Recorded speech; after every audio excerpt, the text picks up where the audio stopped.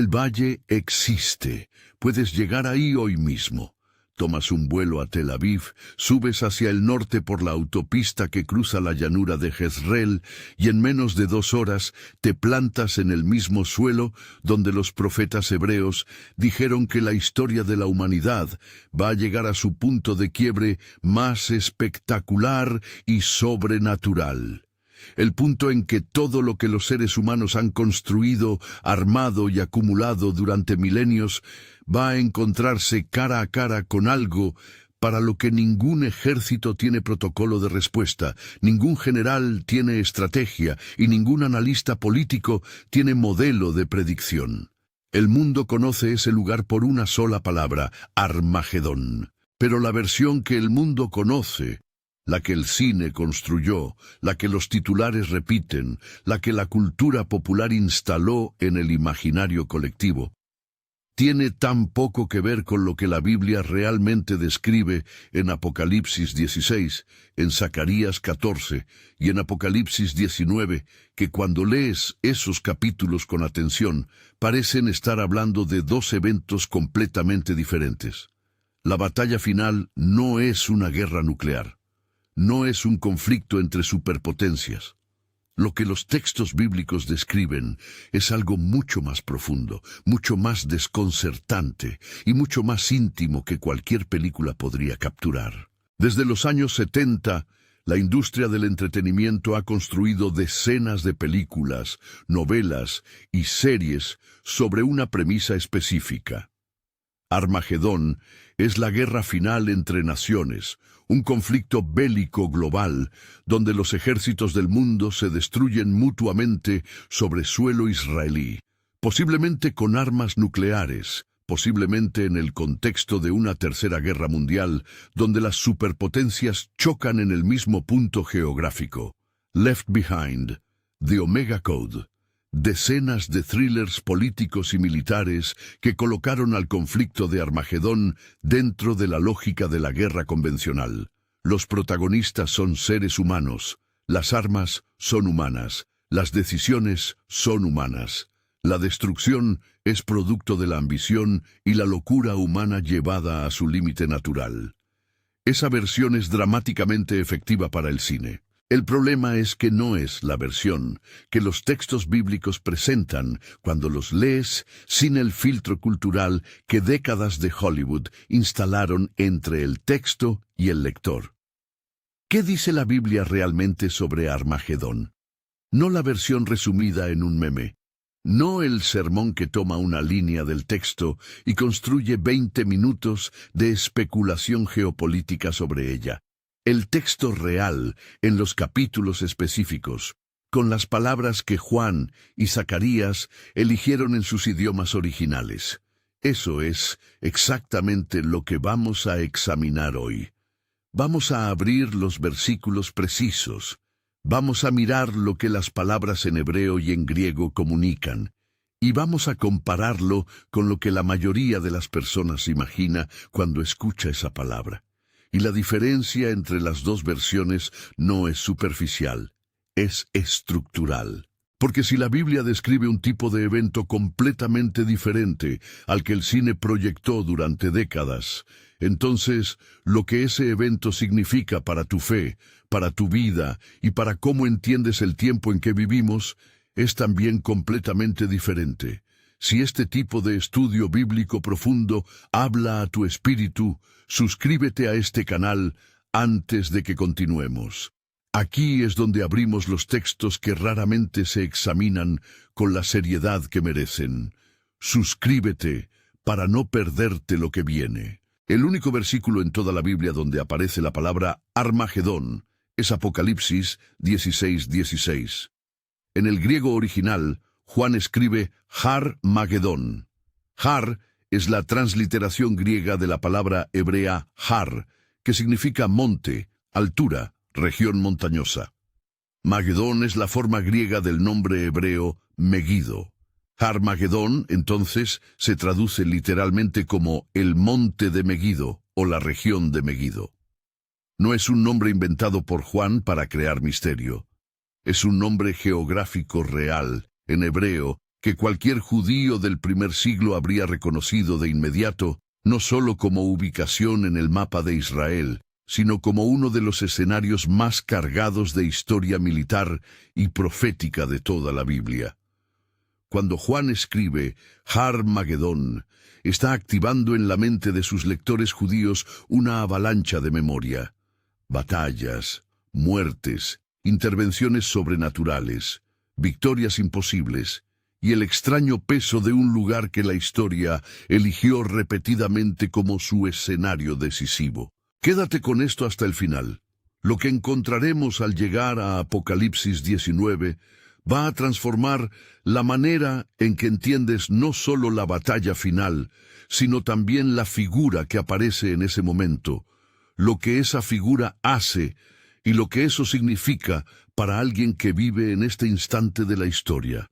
Hay una frase en ese capítulo que los creyentes raramente reciben como lo que realmente es, no como amenaza, sino como la declaración más grande de victoria en todo el texto bíblico. Quédate, vamos a llegar ahí. La llanura de Jezreel se extiende desde las montañas del Galil al norte hasta los montes de Samaria al sur, un espacio abierto de aproximadamente 56 kilómetros de longitud y 19 kilómetros de ancho, en el corazón del norte del actual Israel. Si subes a uno de los cerros que bordean la llanura y miras hacia abajo, ves tierras agrícolas planas, kibutzim modernos, carreteras que cruzan los campos de este a oeste, el verde brillante de los cultivos, sobre una tierra que durante siglos fue árida. Parece tranquilo, parece un lugar ordinario de trabajo y vida cotidiana. Pero debajo de ese suelo verde, hay 26 capas de civilización superpuestas una sobre la otra, cada una sepultada sobre los restos de la anterior, cada una con sus construcciones, sus armas, sus monedas y sus muertos. El sitio arqueológico principal de este valle, declarado Patrimonio de la Humanidad por la UNESCO, es hoy un montículo en el extremo occidental de la llanura, con señales turísticas y grupos de visitantes con teléfono en mano. Debajo de sus pies, 6.000 años de historia militar comprimidos en polvo y piedra. El general británico Edmund Allenby, cuando avanzaba hacia este valle en 1918 durante la Primera Guerra Mundial, lo llamó en su diario el campo de batalla de las naciones. No era una metáfora personal. Estaba describiendo 3.000 años de historia documentada. El faraón Tutmosis III cruzó este valle en el año 1457 a.C. para librar lo que muchos historiadores militares consideran la primera batalla detalladamente registrada de la historia humana. Después vinieron los asirios, los persas, los griegos de Alejandro Magno, los ejércitos romanos, los cruzados medievales, los mamelucos, los otomanos. Napoleón Bonaparte, al cruzar la región en 1799, durante su campaña en Palestina, escribió en sus memorias que Megido era el campo de batalla más natural del mundo.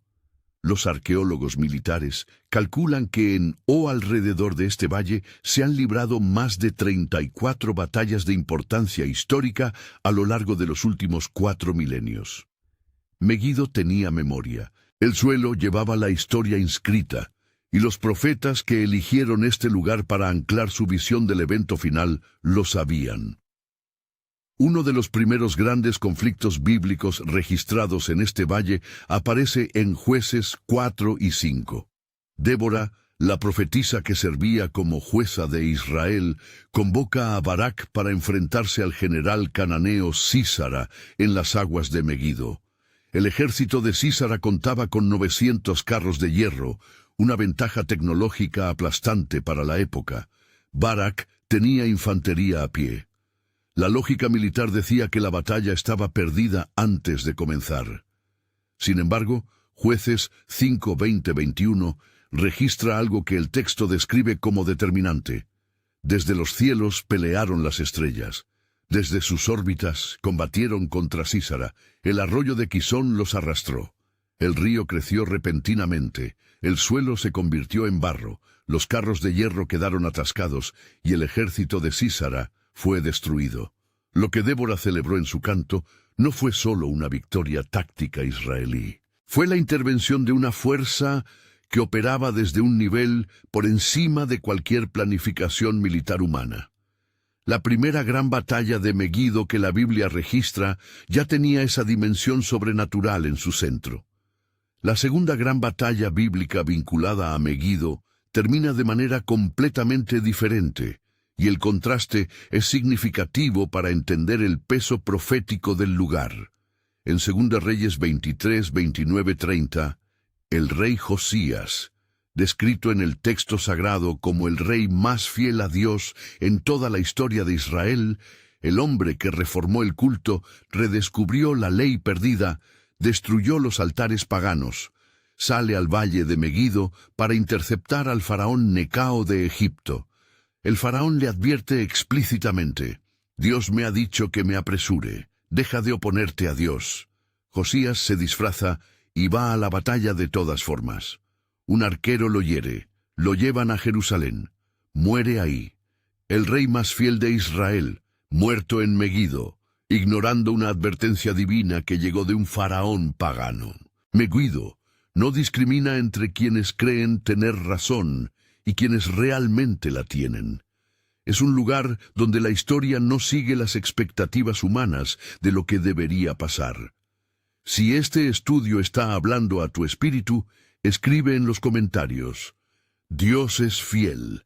Quiero saber que estás aquí, buscando lo que las Escrituras realmente dicen. Incluso antes de las grandes batallas, Meguido era ya reconocida como punto estratégico central. En 1 Reyes 9, 15, 19, el texto registra que Salomón reconstruyó Meguido como una de sus ciudades de carros de guerra, una de las guarniciones militares de su reino, junto con Hazor y Geser. Las excavaciones arqueológicas en Tel Meguido han encontrado estructuras que muchos estudiosos interpretan como establos de gran escala, capaces de albergar varios cientos de caballos y carros. Meguido era, en la geografía de la región, el punto de control del paso de Aruna, el desfiladero más importante para cruzar entre la costa mediterránea y el interior de Canaán. Controlar Meguido era controlar el movimiento de ejércitos en una extensión enorme del territorio. Perderla era perder acceso a toda la región norte. Cuando Juan escribe Harmagedón en Apocalipsis 16, comprime en esa sola palabra toda esta historia. La ciudad de control total, el campo de batalla que resume 4000 años de poder humano, y el lugar donde el texto bíblico dice que ese poder va a llegar a su conclusión definitiva. Hay una lógica en la elección de Meguido que va más allá de la historia militar. Los profetas hebreos usaban ubicaciones geográficas que sus oyentes conocían como puertas de acceso a realidades espirituales más amplias. El monte Sinaí no era solo una montaña, era el lugar del encuentro entre Dios y Moisés. El monte Sión no era solo una colina, era el lugar del trono davídico y la promesa mesiánica. Meguido no era solo un campo de batalla, era el lugar donde el poder humano había demostrado sus límites repetidamente, donde los carros más avanzados de la época habían sido arrastrados por un río crecido, donde el rey más fiel del pueblo había muerto ignorando una advertencia divina. Usar Meguido como escenario del evento final era decirle a cualquier lector judío algo muy específico. Aquí es donde los límites del poder humano quedan definitivamente expuestos. Aquí es donde lo que está por encima de ese poder se muestra sin filtro. La muerte de Josías en Meguido dejó una huella tan profunda en la memoria colectiva de Israel que aparece citada directamente en Zacarías 12:11, el mismo libro profético que describe el evento final. Zacarías escribe: En aquel día habrá gran llanto en Jerusalén, como el llanto de Hadad Rimón en el valle de Meguido. Hadad Rimón era un lugar en la llanura de Jezreel, asociado con el lamento por la muerte de Josías, descrito en 2 Crónicas 35, 24, 25, como un duelo nacional que el pueblo de Israel formalizó en sus registros de elegías. El hecho de que Zacarías use ese llanto específico como referente del lamento del capítulo final de la historia es significativo. El profeta conecta deliberadamente la memoria de la pérdida más dolorosa del pueblo con la descripción del evento escatológico, como si Megiddo no solo fuera el lugar, sino también la categoría emocional. El lugar donde Israel lloró a su rey más fiel es el lugar donde el texto profético ubica el clímax de la historia. Apocalipsis 16, 12, 16. Juan escribe: El sexto ángel derramó su copa sobre el gran río Éufrates, y el agua de éste se secó, para que estuviese preparado el camino a los reyes del oriente. Y vi salir de la boca del dragón, y de la boca de la bestia, y de la boca del falso profeta 3 espíritus inmundos a manera de ranas, pues son espíritus de demonios que hacen señales, y van a los reyes de la tierra en todo el mundo, para reunirlos a la batalla de aquel gran día del Dios Todopoderoso. Bienaventurado el que vela y guarda sus ropas, para que no ande desnudo y vean su vergüenza, y los reunió en el lugar que en hebreo se llama Armagedón. Hay una frase en este pasaje que pocas personas se detienen a examinar: espíritus de demonios que hacen señales, y van a los reyes de la tierra. Los reyes del mundo no marchan hacia Megiddo, porque sus estrategas tomaron decisiones geopolíticas. Son convocados por fuerzas que operan en un nivel diferente al de los ministerios de defensa y los estados mayores. La logística de Armagedón no está en manos humanas desde el principio. Eso cambia absolutamente todo lo que pensabas sobre quién controla lo que está por venir. El texto identifica las fuentes de los 3 espíritus: el dragón, la bestia y el falso profeta. En el lenguaje del Apocalipsis, estas 3 figuras forman lo que los estudiosos llaman la Trinidad diabólica, la parodia sobrenatural de Padre, Hijo y Espíritu. No es una guerra que surge de tensiones geopolíticas acumuladas a lo largo de décadas de historia humana. No es un conflicto que los analistas de inteligencia militar podrían haber predicho con sus modelos de riesgo.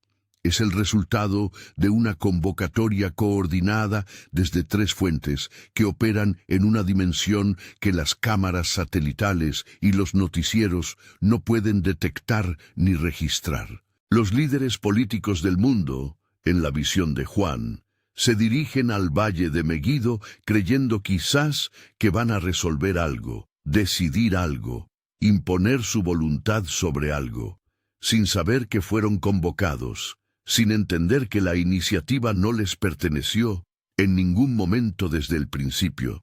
Si este estudio te está abriendo algo por dentro, tómate un segundo para dar like a este video. Eso ayuda a que esta revelación llegue a alguien más que la necesita ahora. ¿A quiénes convoca esta asamblea sobrenatural? Apocalipsis 16:14 dice: los reyes de la tierra en todo el mundo. La frase griega es basileis tes oikomenes holes. Oikumene, el mundo habitado, era el término que el Imperio Romano usaba en el primer siglo para describir toda la extensión de la civilización conocida. Era un término de alcance total, no regional. Juan no está describiendo un conflicto limitado al Oriente Medio ni una coalición de naciones específicas. La convocatoria abarca toda estructura de poder político existente en ese momento, todas las naciones, todo el poder humano organizado, reunido en el mismo punto geográfico, por razones que el propio texto dice que ninguna de esas naciones comprende completamente, hacia una confrontación cuyo resultado, como veremos, ya está escrito antes de que el primer soldado llegue al valle. La narrativa popular sobre Armagedón siempre sitúa a los seres humanos como protagonistas activos: los generales que toman decisiones, los presidentes que firman órdenes, los ejércitos que marchan, los misiles que vuelan. Eso es lo que el cine mostró durante 50 años.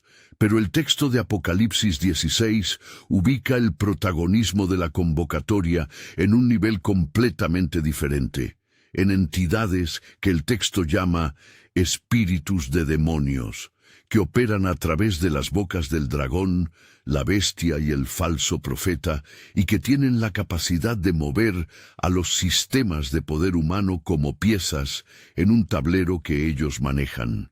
Los seres humanos en este escenario no son los jugadores activos, son las piezas que se mueven, y ningún análisis de geopolítica convencional puede capturar esa dimensión, porque opera por encima de las categorías con que el análisis convencional trabaja. Aquí está la inversión que casi ninguna enseñanza sobre Armagedón comunica. Los más poderosos son los más pasivos. Los que tienen los ejércitos más grandes, las armas más avanzadas, los presupuestos de defensa más enormes, son en realidad los convocados, no los convocantes. El poder militar más sofisticado de la historia humana llega al Valle de Megido porque fue llevado ahí, no porque decidió estratégicamente estar ahí.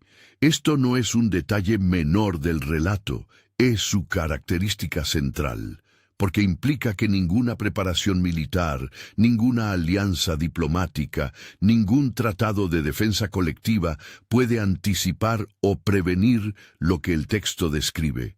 El evento no surge de la lógica que los seres humanos conocen. Surge de una decisión tomada en lo que el propio Apocalipsis llama el gran día del Dios Todopoderoso. Y ese día sigue su propia lógica que no está sujeta a ningún veto humano. Zacarías escribió siglos antes de que Juan recibiera la visión del Apocalipsis en el período del regreso del exilio babilónico, cuando Israel reconstruía Jerusalén con recursos escasos. En el capítulo 14 de su libro, describe el mismo evento desde un ángulo diferente que amplía significativamente lo que Apocalipsis 16 presenta. Zacarías 14:2-3 dice: «Porque yo reuniré a todas las naciones para combatir contra Jerusalén, y la ciudad será tomada, y serán saqueadas las casas, y violadas las mujeres, y la mitad de la ciudad irá en cautiverio. Mas el resto del pueblo no será cortado de la ciudad. Después saldrá Jehová y peleará con aquellas naciones, como peleó en el día de la batalla». El cuadro inicial es sombrío, la ciudad tomada, el pueblo en sufrimiento, pero ese no es el punto final de la descripción. El punto final empieza con las palabras: «Después saldrá Jehová». No mandará un ejército humano aliado. No inspirará un levantamiento del pueblo, el mismo Jehová saldrá. Es importante situar a Zacarías en su momento histórico para entender el peso de lo que escribió. Estamos alrededor del año 520 a.C. Israel acaba de regresar del cautiverio babilónico. Jerusalén es una ruina parcialmente reconstruida. El templo está en proceso de reedificación. El pueblo está rodeado de naciones que se oponen al proyecto de restauración. En ese contexto de fragilidad extrema, Zacarías recibe visiones de lo que ocurrirá al final de la historia. Y lo que ve no es la destrucción final de Israel, sino su rescate sobrenatural definitivo. Eso tiene un significado específico. La profecía de Zacarías 14 no nació en un momento de poder y prosperidad. Nació en un momento de debilidad. Lo que el profeta anunció a un pueblo entre escombros fue que el final de la historia no sería decidido por la fuerza de los que tienen más soldados, sería decidido por quien salga en ese día. Lo deja en manos de algo que esta revelación tiene para ti, porque lo que está por venir en Zacarías 14:4 es uno de los versículos más extraordinarios del Antiguo Testamento para quien lo lee con los ojos abiertos. Zacarías 14:4. «Y se afirmarán sus pies en aquel día sobre el monte de los olivos, que está enfrente de Jerusalén al oriente, Y el monte de los olivos se partirá por en medio, hacia el oriente y hacia el occidente, haciendo un valle muy grande, y la mitad del monte se apartará hacia el norte, y la otra mitad hacia el sur. Un pie sobre el monte de los olivos. El mismo monte donde Jesús lloró sobre Jerusalén en Lucas 19:41. El mismo monte donde oró en Getsemaní antes de su arresto, donde pronunció el Sermón de los Olivos de Mateo 24, desde donde ascendió después de la resurrección según Hechos 1:9-12. El mismo monte sobre el que el ángel dijo a los discípulos: «Este mismo Jesús, que ha sido tomado de vosotros al cielo, así vendrá como le habéis visto ir al cielo». Sanú, la geografía de esta profecía no es aleatoria. Los lugares en el texto bíblico llevan memoria profética. El Monte de los Olivos, en Zacarías 14, no es una coincidencia topográfica. Es la firma de quien llega. La palabra hebrea que Zacarías usa en el versículo 4 para describir cómo el monte se parte es Baca. Es el mismo término que aparece en Éxodo 14:21, cuando el Mar Rojo se divide ante Moisés, y en Génesis 7:11, cuando las fuentes del gran abismo se rompieron al comenzar el diluvio. Baca no describe un proceso geológico que ocurre gradualmente durante milenios. Describe una ruptura súbita, violenta, definitiva, de algo que estaba cerrado. El Monte de los Olivos, que hoy es una elevación continua al este de Jerusalén, con un cementerio milenario en sus pendientes y una carretera que lo rodea, se abre en dos mitades, creando un corredor nuevo de este a oeste. El texto de Zacarías describe la topografía de Jerusalén como algo que cambia en el momento del retorno. La tierra misma responde. Lo que era una colina continua se convierte en un paso abierto. La geografía no es estática ante lo que llega. El versículo 5 de Zacarías 14 añade un detalle que las traducciones no siempre capturan completamente. Vendrá Jehová mi Dios, y con él todos los santos. La palabra hebrea que se traduce aquí como santos es kedoshim. Este término puede designar en el Antiguo Testamento tanto a los ángeles como a los seres humanos consagrados a Dios, dependiendo del contexto. La Septuaginta, la traducción griega del Antiguo Testamento que el Nuevo Testamento cita con frecuencia, traduce kedoshim por agios, el mismo término que el Nuevo Testamento usa tanto para los creyentes como para los ángeles. Judas 14, citando directamente al libro de Enoc, usa el mismo lenguaje en su descripción del retorno. He aquí, vino el Señor con sus santas decenas de millares. Lo que esto sugiere, y es importante presentarlo como posibilidad interpretativa, no como certeza, es que el ejército que acompaña al que llega puede no ser un ejército humano convencional. Su naturaleza es, cuando menos, mixta en el texto. Hay una pregunta legítima que surge naturalmente. ¿Cómo distinguir si estas imágenes son literales o simbólicas? Es una pregunta honesta y hay razones en el texto mismo para tenerla en cuenta. Los escritores proféticos de Israel usaron frecuentemente el lenguaje figurado para describir realidades que excedían su vocabulario. Pero hay algo en Zacarías 14 que hace difícil leer todo como pura metáfora, los detalles geográficos específicos. El texto menciona el Monte de los Olivos enfrente de Jerusalén al oriente, menciona el mar oriental y el mar occidental, menciona el Éufrates en Apocalipsis 16. Coordenadas reales en geografía verificable. Cuando un texto profético ancla su visión en lugares identificables en el mapa, está haciendo algo diferente a cuando usa solo imágenes arquetípicas. La pregunta no es si tomarlo en serio. La pregunta es si estamos preparados para las implicaciones de tomarlo en serio, que son considerablemente más desconcertantes que cualquier metáfora. Zacarías 14:8 añade un detalle geofísico que reaparece en el Nuevo Testamento con una fuerza difícil de ignorar. Acontecerá también en aquel día, que saldrán de Jerusalén aguas vivas, la mitad de ellas hacia el mar oriental, y la otra mitad hacia el mar occidental. En verano y en invierno serán así. El mar oriental es el mar muerto. Su nombre en hebreo, Yam Hamela, el mar de la sal, describe perfectamente su condición actual. Una concentración de sal tan alta que ningún pez puede vivir en él, que sus orillas están cubiertas de cristales de sal, que es uno de los puntos más bajos de la superficie terrestre. Una corriente de agua viva que fluya hacia él transformaría su química de manera radical. Ezequiel 47 desarrolla el mismo fenómeno con mayor detalle.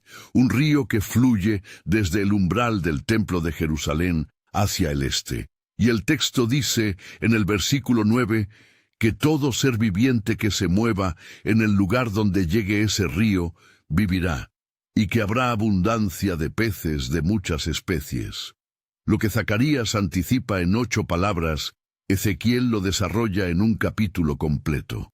La transformación del territorio después del evento no es solo política o espiritual, es física y verificable. Lo que aparece en Apocalipsis 19 convierte todo lo que Zacarías anticipó en algo que ningún vocabulario humano puede contener sin sentir su insuficiencia. Apocalipsis 19, 11, 16. Juan describe lo que ve cuando el cielo se abre. Entonces vi el cielo abierto, y he aquí un caballo blanco, y el que lo montaba se llamaba Fiel y Verdadero, y con justicia juzga y pelea. Sus ojos eran como llama de fuego, y había en su cabeza muchas diademas, y estaba vestido de una ropa teñida en sangre, y su nombre es el Verbo de Dios. Y los ejércitos celestiales, vestidos de lino finísimo, blanco y limpio, le seguían en caballos blancos.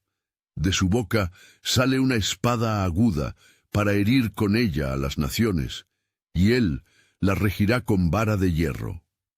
Esta es la descripción más completa de la figura que llega al escenario de Armagedón. Hay 3 elementos en ella que lo cambian todo. El nombre, el Verbo de Dios, la espada que sale de su boca y el hecho de que los ejércitos del cielo que lo siguen no combatan en ningún versículo del texto. La palabra que se traduce como espada en Apocalipsis 19:15 es romphaya en el griego original. No es la machaira, la espada romana de doble filo, que se usaba en el combate cuerpo a cuerpo y que aparece en Lucas 22:36 cuando Jesús habla de comprar una espada para protegerse. La romphaya era originalmente un arma tracia larga, de un solo filo, que en el mundo greco-romano adquirió connotaciones de instrumento judicial y simbólico.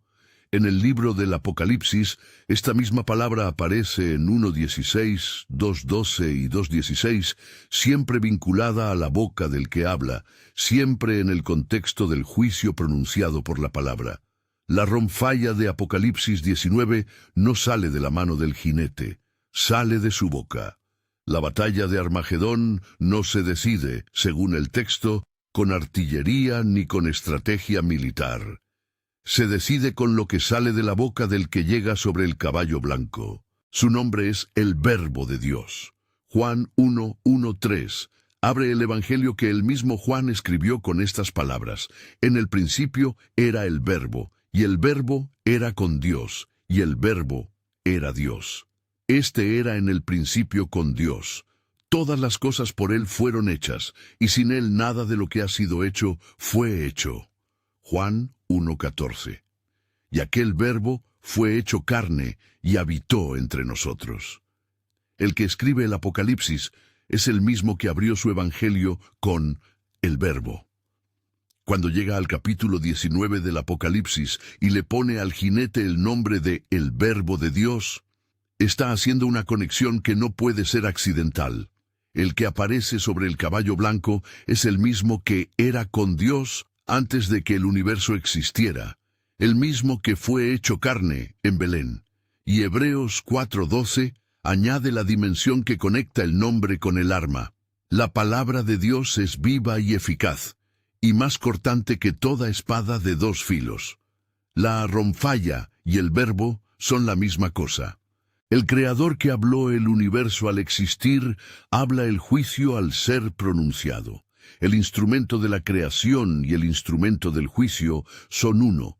Los ejércitos del cielo que siguen al jinete en Apocalipsis 19:14 están vestidos de lino finísimo, blanco y limpio. Esta descripción coincide con la que Apocalipsis 19:8 usa para describir a los redimidos, pero también con la manera en que Daniel 10:5-6 describe al ser que se aparece a Daniel junto al río Hiddekel, vestido de lino, con su cuerpo como berilo y su rostro como el aspecto del relámpago. Lo que sigue al jinete parece ser, en el lenguaje de Juan, una fuerza que no es completamente de naturaleza terrena. Y hay un detalle que no puede pasarse por alto. En ningún lugar de Apocalipsis 19:11-21 se describe a esos ejércitos del cielo en combate activo. El jinete lleva la ronfalla. Los ejércitos simplemente lo siguen.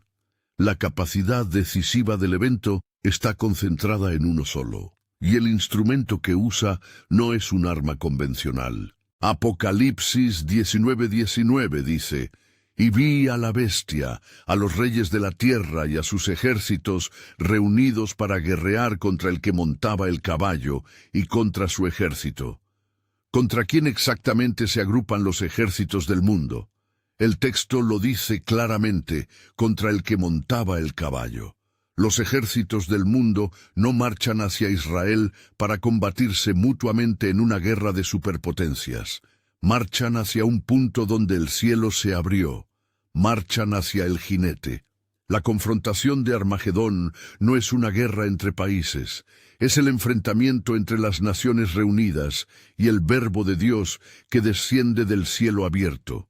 En términos que el texto mismo usa, la humanidad agrupada bajo el poder de la bestia, convocada por espíritus demoníacos, contra el Creador que entra al escenario de lo que creó. No hay precedente histórico para describir ese tipo de confrontación. No hay categoría analítica que la contenga. Apocalipsis 19, 20, 21. 2 versículos. La bestia fue capturada, el falso profeta fue capturado. Estos dos fueron lanzados vivos dentro de un lago de fuego que arde con azufre. Y el versículo 21. Y los demás fueron muertos con la espada que salía de la boca del que montaba el caballo, sin descripción de una batalla que se extiende durante horas, sin relato de estrategias que funcionaron o fallaron, sin crónica de bajas en ambos lados. La ronfalla, lo que sale de la boca, eso es todo lo que el texto describe como el fin de la confrontación más grande de la historia humana. Lo que los ejércitos del mundo llevaron milenios construyendo termina con lo que pronuncia una boca. Eso no es una guerra nuclear. Eso es una categoría de evento para la que ningún vocabulario humano tiene nombre adecuado. Si alguien lee Apocalipsis 16, Zacarías 14 y Apocalipsis 19 buscando la descripción de una guerra nuclear, no la encuentra. Busca los misiles balísticos intercontinentales. No están en el texto. Busca la radiación, las detonaciones atómicas. No están.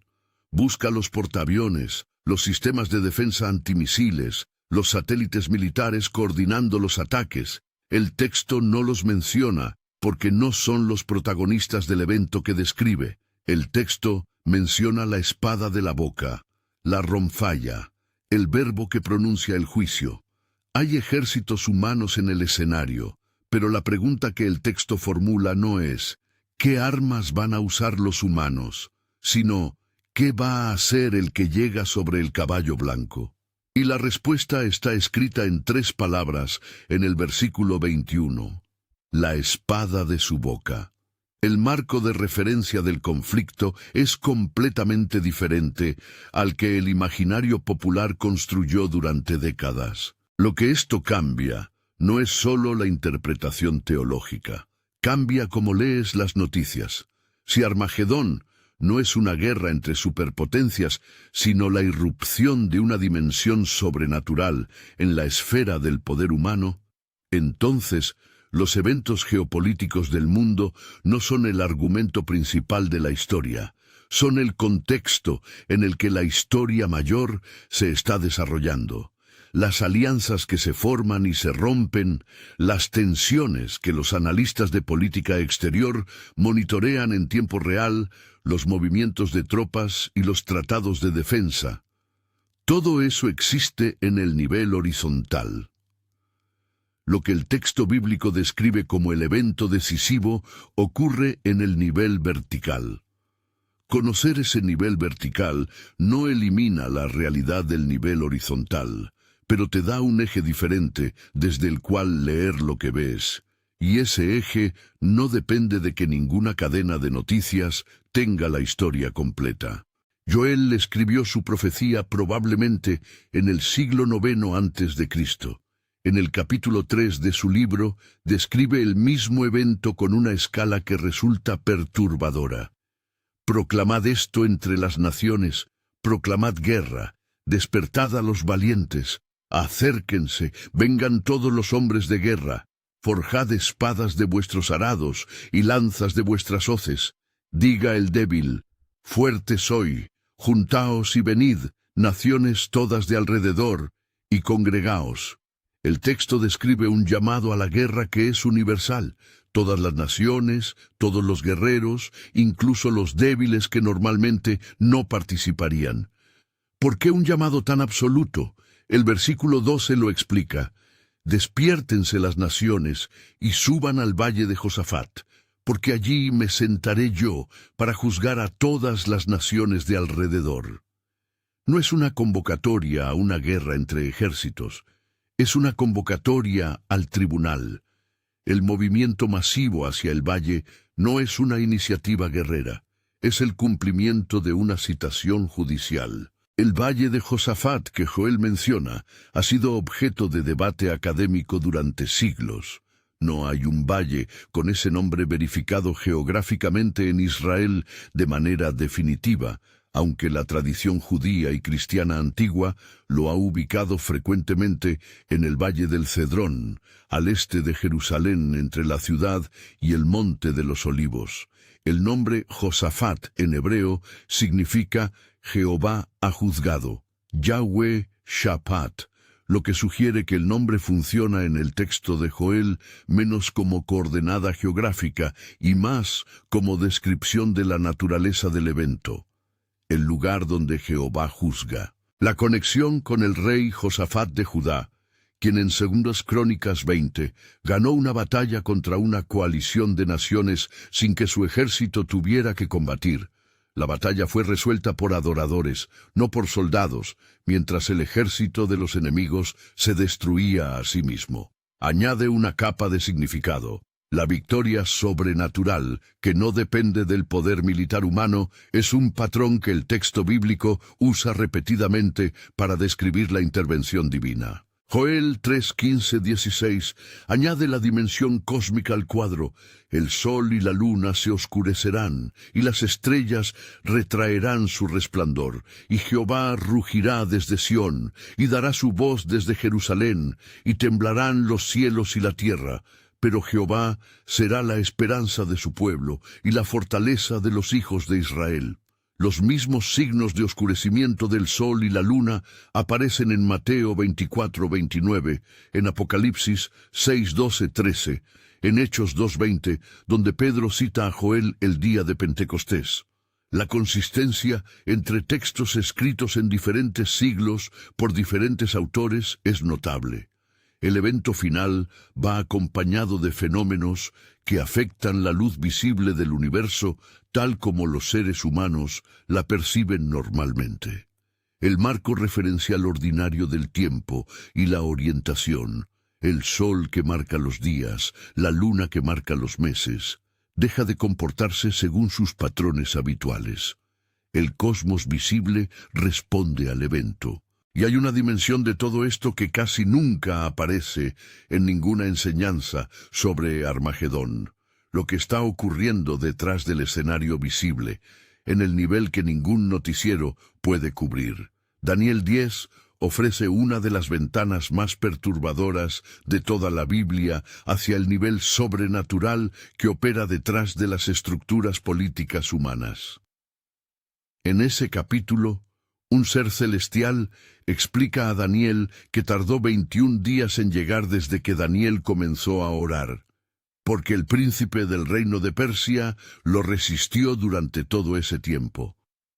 El príncipe de Persia no es el rey humano de Persia, es la entidad sobrenatural que opera en la esfera espiritual correspondiente al poder político del imperio persa. El ser dice que finalmente llegó porque Miguel, uno de los principales príncipes, vino para ayudarme. Este pasaje sugiere que detrás de cada nación existe lo que algunos estudiosos llaman una contraparte espiritual, un principado, un gobernador sobrenatural, que influye en las decisiones de esa nación.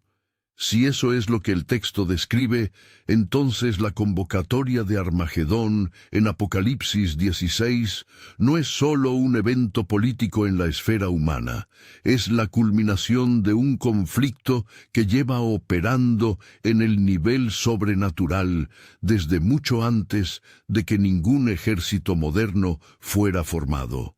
Daniel 12:1 conecta directamente con lo que ocurre en el momento final. En aquel tiempo se levantará Miguel, el gran príncipe que está de parte de los hijos de tu pueblo, y será tiempo de angustia, cual nunca fue desde que hubo gente hasta entonces. Pero en aquel tiempo será libertado tu pueblo, todos los que se hallen escritos en el libro. Miguel, el arcángel identificado como el príncipe que defiende a Israel, se levantará. La palabra hebrea amad puede implicar que hasta ese momento estuvo en una postura de contención, esperando. Cuando se levanta, marca el inicio del período de angustia sin precedente, pero el mismo versículo contiene las dos realidades simultáneas: angustia para el mundo, liberación para los que están escritos en el libro. El mismo evento produce dos resultados completamente distintos dependiendo de a quién perteneces. Esa distinción no es teológicamente menor. Es la diferencia que define todo lo que sigue en la historia. El libro de Enoc, encontrado entre los rollos del Mar Muerto y citado directamente en la carta del apóstol Judas, el hermano de Jesús, en el versículo 14, de estos también profetizó Enoc, séptimo desde Adán. Contiene en su capítulo 56 una descripción que guarda un paralelismo notable con Apocalipsis 16. El texto describe cómo ángeles traerán a los reyes y poderosos hacia la tierra de los elegidos, y anticipa un evento donde las fuerzas del mundo marchan hacia Israel por una convocatoria que procede de un nivel sobrenatural. Este libro no es escritura canónica, y es importante aclararlo, pero su presencia entre los textos que la comunidad de Qumran preservó con el mismo cuidado que el libro de Isaías y su cita directa por Judas en el Nuevo Testamento, le dan un peso textual que merece ser señalado. El patrón de convocación sobrenatural, naciones reunidas, juicio en tierra de Israel, aparece en textos escritos con siglos de diferencia entre sí, por autores sin acceso entre ellos. Zacarías 12:3 ofrece una imagen que no se olvida fácilmente.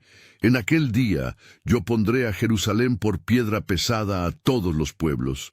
Todos los que se la cargaren serán despedazados, bien que todas las naciones de la tierra se juntarán contra ella. Jerusalén como piedra que destruye al que intenta levantarla. La imagen es paradójica porque Jerusalén ha sido conquistada múltiples veces a lo largo de la historia. Por los babilonios, por los romanos, por los cruzados, por los otomanos. Su historia como ciudad conquistada es larga. Y sin embargo, el profeta dice que llegará un momento en que esa misma ciudad se convierte en el punto donde el poder humano encuentra su límite absoluto. El texto no explica el mecanismo físico de ese proceso, pero identifica qué es lo que convierte a Jerusalén en ese punto de quiebre. No un ejército israelí superior, sino la acción directa de quien saldrá en ese día, el mismo que afirmará su pie sobre el monte de los olivos. Hay una pregunta que los estudiosos debaten activamente. ¿Es la batalla de Gog y Magog de Apocalipsis 27:9 el mismo evento que Armagedón, o son dos eventos distintos? El texto de Apocalipsis 20 dice que Gog y Magog ocurren cuando los 1000 años se hayan cumplido, es decir, después del período del milenio que el capítulo 20 describe. Los detalles también son distintos. Las naciones rodean el campamento de los santos y la ciudad amada.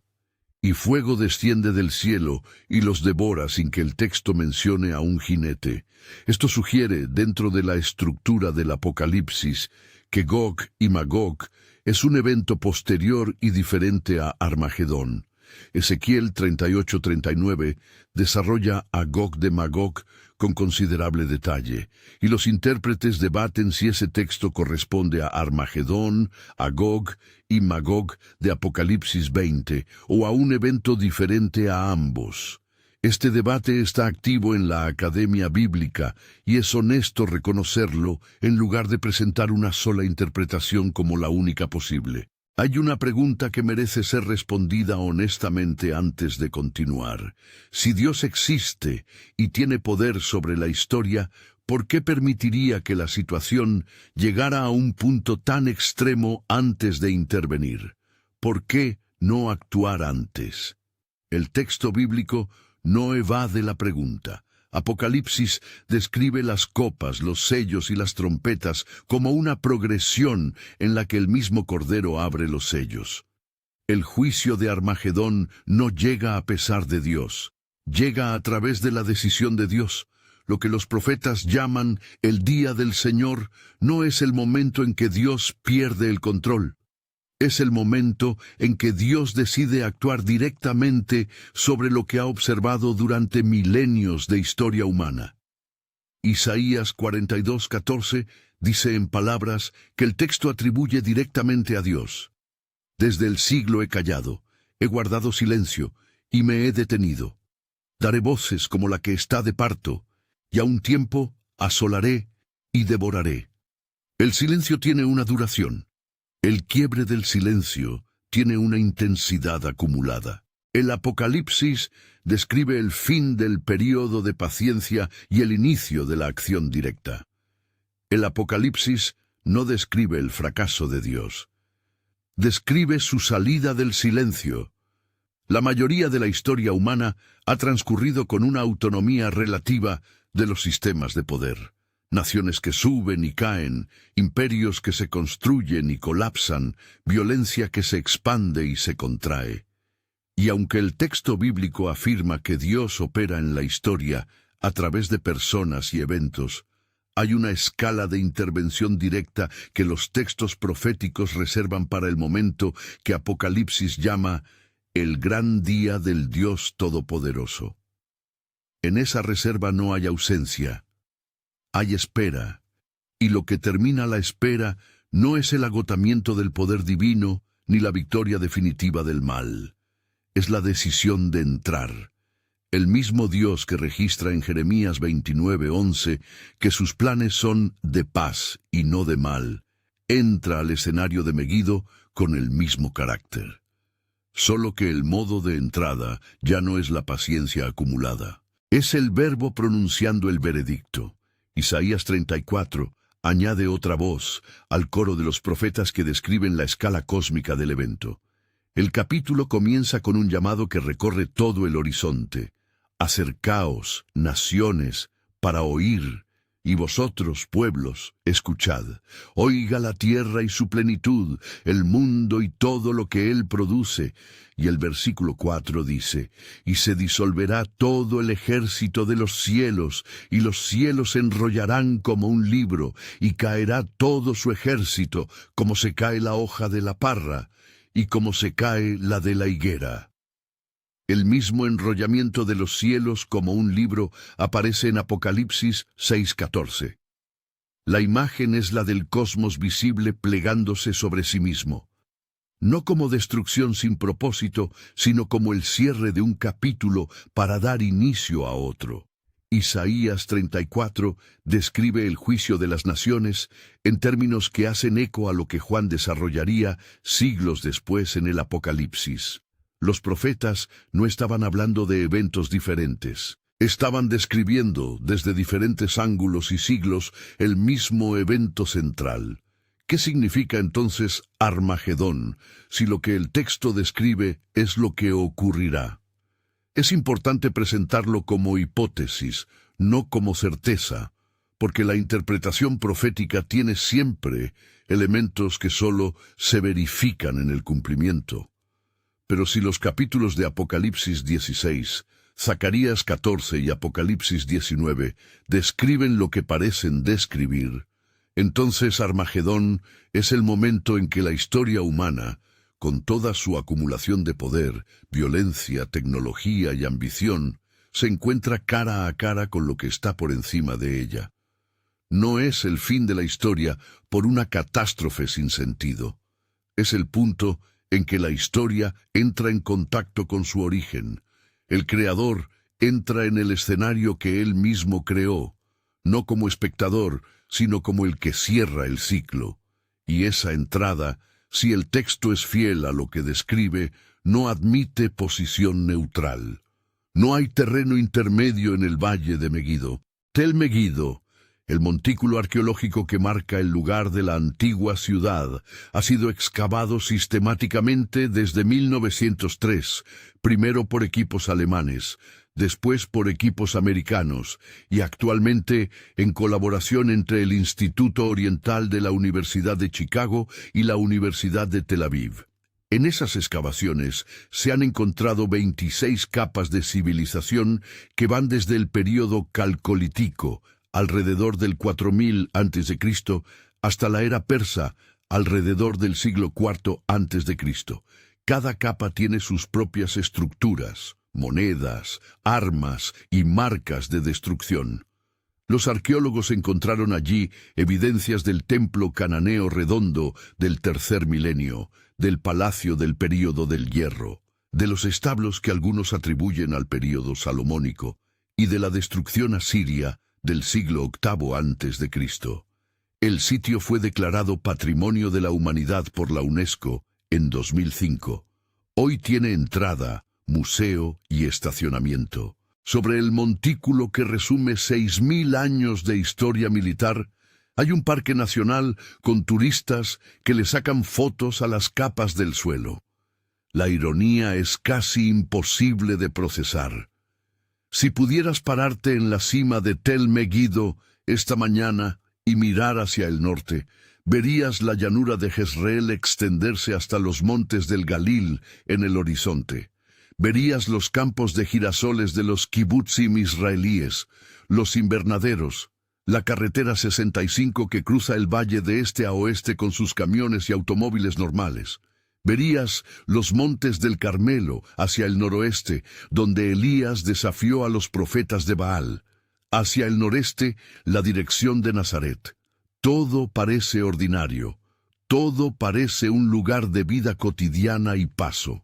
Pero debajo de ese suelo verde que hoy produce trigo y flores, bajo esas carreteras modernas que atraviesa cualquier turista sin detenerse, hay 6000 años de historia militar comprimidos en polvo y piedra. Y los profetas que escribieron en hebreo vieron en esa planicie exactamente lo que ningún turista puede ver, el escenario donde la historia de la humanidad va a encontrar su límite final. El lugar más ordinario del mundo es el más cargado de peso profético, y lo que el texto bíblico dice sobre quienes están del otro lado de ese peso, del lado del que llega, no del lado del que fue convocado, es lo que transforma toda esta información en algo personal e inmediato. Apocalipsis 17:14 dice, con la tranquilidad de quien anuncia un resultado que ya está escrito, pelearán contra el Cordero, y el Cordero los vencerá, porque Él es Señor de señores y Rey de reyes, y los que están con Él son llamados y elegidos y fieles. El texto describe 3 características de quienes están del lado del Cordero: llamados, elegidos y fieles. La teología de estos términos es debatida entre tradiciones, y no es el propósito de este video resolver ese debate. Pero lo que el texto comunica narrativamente es claro. Hay personas que, en el momento de la confrontación de Armagedón, están en el lado del que vence y no en el lado del que es vencido. Y lo que las sitúa ahí no es su poder económico, no es su posición geopolítica, no es su capacidad militar, es su relación con el Cordero. Eso es todo lo que el texto ofrece como criterio de distinción. Zacarías 14 no describe un mundo completamente destruido después del evento. Los versículos 16 y 17 añaden algo que se omite frecuentemente. Y todos los que sobrevivieren de las naciones que vinieron contra Jerusalén subirán de año en año para adorar al Rey, a Jehová de los ejércitos, y a celebrar la fiesta de los tabernáculos. Y acontecerá que los de las familias de la tierra que no subieren a Jerusalén para adorar al Rey, Jehová de los ejércitos, no vendrá sobre ellos lluvia. Hay sobrevivientes entre las naciones. Hay un remanente de los que vinieron contra Jerusalén que emerge del evento y entra en el período siguiente. El texto de Zacarías no describe la extinción total de la humanidad. Describe su reordenamiento radical bajo un nuevo régimen que el profeta llama el reinado de Jehová como rey sobre toda la tierra. Lo que viene después de Armagedón, en la descripción del profeta, tiene estructura y continuidad. Los versículos 20 y 21 del mismo capítulo de Zacarías describen lo que sigue al evento con una imagen que pocas veces aparece en las discusiones escatológicas. Un valle donde las ollas de cocina llevan grabada la misma inscripción que el sumo sacerdote llevaba en su frente al entrar al lugar santísimo: Santidad a Jehová. El texto dice: y toda olla en Jerusalén y en Judá será consagrada a Jehová de los ejércitos. Ollas de cocina ordinarias, los objetos más cotidianos de la vida doméstica, con el estatus de los vasos del altar. La santidad como cualidad que permea lo ordinario.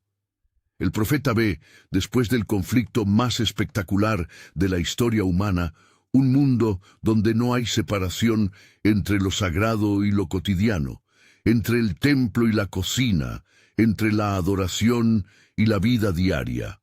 Armagedón no es el punto final, es el umbral hacia algo completamente diferente del mundo, tal como lo conocemos ahora. Apocalipsis 21, 23, 25 describe el estado final, que el texto bíblico presenta como destino del proceso completo. La ciudad no tiene necesidad de sol ni de luna que brillen en ella, porque la gloria de Dios la ilumina, y el Cordero es su lumbrera. Y las naciones que hubieren sido salvas andarán a la luz de ella, y los reyes de la tierra traerán su gloria y honor a ella. Los mismos reyes de la tierra que en Apocalipsis 19 son parte de los convocados contra el jinete. En Apocalipsis 21 traen su gloria a la ciudad que el Cordero ilumina. Isaías 63 lo anticipó. Y andarán las naciones a tu luz, y los reyes al resplandor de tu nacimiento. El conflicto de Armagedón no es el cierre de la historia, es la bisagra entre lo que la historia ha sido y lo que la historia todavía puede ser. Lo que está más allá de ese umbral es, según el texto, algo que no tiene equivalente en ninguna experiencia humana conocida. El último libro de la Biblia termina con un clamor que las primeras comunidades de creyentes usaban como oración regular y que aparece en Apocalipsis 22:20. El que da testimonio de estas cosas dice: sí, vengo en breve, amén, sí, ven, Señor Jesús. La palabra aramea maranata, que Pablo usa en 1 Corintios 16:22 y que los estudiosos traducen como Señor, ven o el Señor viene, era, según la Didache, un texto cristiano del siglo I, parte de la liturgia de la comunión de las primeras iglesias. Los primeros creyentes que vivían bajo la persecución del Imperio Romano, que habían visto a sus líderes ejecutados, que conocían la fragilidad de su situación, recitaban esa palabra como acto de fe y esperanza. No con pánico, con expectativa. El evento que el Apocalipsis describe como el momento más oscuro de la historia humana era, para esas comunidades, simultáneamente, el momento de la llegada de quien ellos esperaban. La perspectiva del creyente y la perspectiva del mundo ante el mismo evento son radicalmente diferentes. Hay una pregunta práctica que surge naturalmente. ¿Tiene alguna relevancia personal todo esto para alguien que probablemente va a morir antes de que este evento ocurra? ¿O es una curiosidad teológica para generaciones futuras? Daniel 12:2 responde directamente, y muchos de los que duermen en el polvo de la tierra serán despertados, unos para vida eterna y otros para vergüenza y confusión perpetua. La categoría de los escritos en el libro de Daniel 12:1 no se limita a los vivos en el momento del evento. El texto incluye explícitamente a los que duermen en el polvo de la tierra, es decir, a los que ya murieron antes de que el evento llegue. La promesa del texto, si es fiel a lo que describe, atraviesa la barrera de la muerte biológica. Lo que el jinete de Apocalipsis 19 trae no es solo un ajuste de cuentas geopolítico. Es el evento que reordena incluso la relación entre los que están vivos y los que ya no lo están. Lucas 21:36 registra la instrucción que Jesús da al final de su discurso escatológico, el mismo discurso donde describe las señales del fin. Velad, pues, en todo tiempo orando para que seáis tenidos por dignos de escapar de todas estas cosas que vendrán y de estar en pie delante del Hijo del Hombre. La palabra griega para escapar es ekphugein, que en el griego clásico describe no solo la fuga, sino la liberación de una trampa o situación de la que normalmente no se sale. La condición que Jesús da no es haber calculado correctamente la fecha del retorno, no es haber estudiado la profecía con suficiente detalle. La condición es velar y orar. Mantener una postura de orientación activa hacia lo que viene, no de distracción pasiva, no de embotamiento espiritual, sino de vigilia consciente.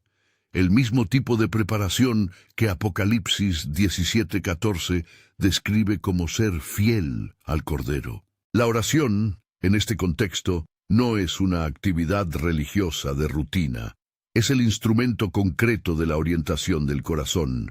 Lucas 21:36 dice, orando en todo tiempo, no orando en los momentos de crisis.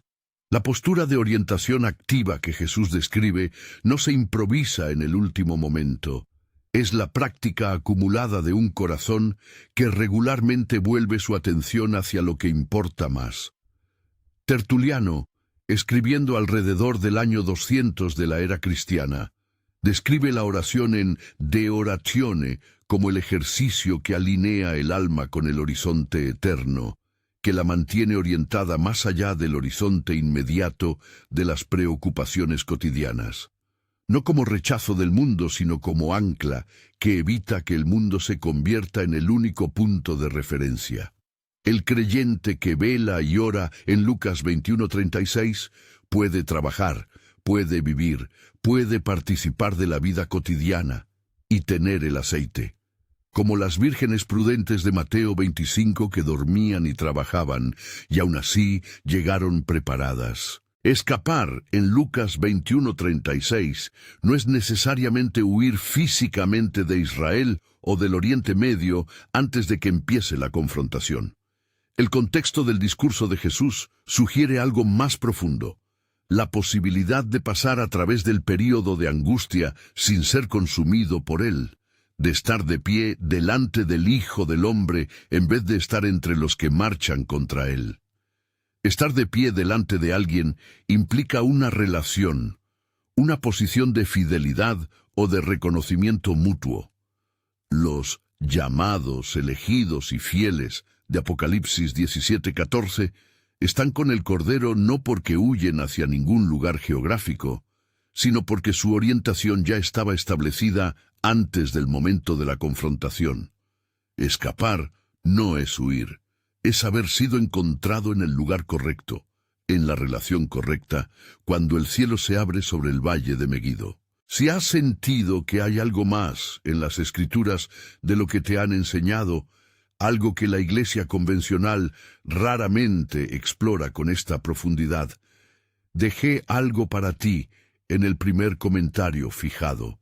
Es para quienes están listos para ir más lejos.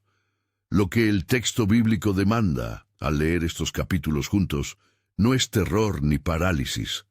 No es construir un búnker o calcular el año exacto del retorno o abandonar la vida cotidiana en nombre de la preparación apocalíptica. El texto de Lucas 21:36, de Apocalipsis 17:14, de Daniel 12:1, señala hacia una preparación de naturaleza espiritual. Los llamados, elegidos y fieles de Apocalipsis 17:14 no llegaron a esa condición porque predijeron correctamente la fecha. Llegaron ahí porque su relación con el Cordero fue real, profunda y sostenida en el tiempo. El conocimiento del evento puede generar curiosidad. La relación con el que protagoniza el evento es lo que el texto presenta como la única preparación que el momento va a requerir. Y esa preparación no requiere ser completada en el último segundo. Es lo que se vive ahora, en el día ordinario, en la semana ordinaria, en la vida que parece no tener nada de épico, pero que está ocurriendo exactamente en el tiempo que le corresponde. Piensa en esto desde el lugar donde estás hoy. Vives en 2026. El Valle de Meguido sigue ahí, accesible en avión, con turistas que le sacan fotos a las capas arqueológicas del suelo. Los eventos políticos del mundo en este momento tienen una complejidad que los analistas describen como sin precedentes en la historia reciente. Las tensiones en diferentes regiones del planeta, el reordenamiento de alianzas, la sensación generalizada de que algo está cambiando en la estructura del mundo tal como lo conocíamos. Todo eso forma el contexto en que encontraste este video. El texto que examinamos hoy fue escrito hace 2000 y 3000 años. Sin embargo, cuando lo lees sin el filtro del ruido cultural, no suena como un texto arqueológico que describe el pasado. Suena como un texto que describe algo que todavía está por delante. Y si ese texto es correcto sobre lo que va a ocurrir en ese valle, entonces la pregunta que te hace no es ¿cuándo ocurrirá?, sino algo mucho más personal. ¿De qué lado estás? La profecía de Armagedón fue escrita para orientar, no para paralizar. Zacarías la recibió en un momento de fragilidad extrema de Israel, cuando la nación que lo rodeaba tenía más poder que ella. El mensaje que entregó no fue «estáis perdidos», fue «Jehová saldrá y peleará». Apocalipsis la desarrolló en el contexto de la persecución de las comunidades del primer siglo, cuando el Imperio Romano era la superpotencia que parecía insuperable. El mensaje que Juan transmitió no fue «el imperio gana», fue «el Cordero que vence». En 2026, con toda la complejidad de lo que ocurre en el mundo, el texto no cambia. El resultado que los profetas y Juan describieron no depende de qué superpotencia tiene más misiles o qué alianza tiene más territorio. Depende de quién llega sobre el caballo blanco, con la ronfalla saliendo de su boca, con el nombre que su propio evangelio estableció desde el principio, el Verbo de Dios. Y ese resultado el texto dice, ya está escrito. Si llegaste hasta el final, escribe en los comentarios, recibo esta verdad. He colocado otro video en tu pantalla ahora mismo. Es el siguiente paso en este camino. Gracias por quedarte y nos vemos en el próximo video.